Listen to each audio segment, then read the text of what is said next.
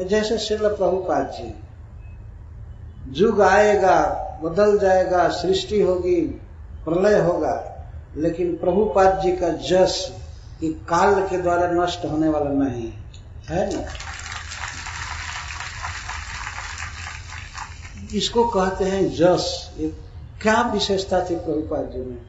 कोई उनका शरीर बहुत लंबा चौड़ा पहलवान और कुछ था नहीं, वो कृष्ण के परम भक्त हैं और उसी भक्ति के कारण उनका जस सारे संसार में गाया जाएगा, गाया जा रहा है,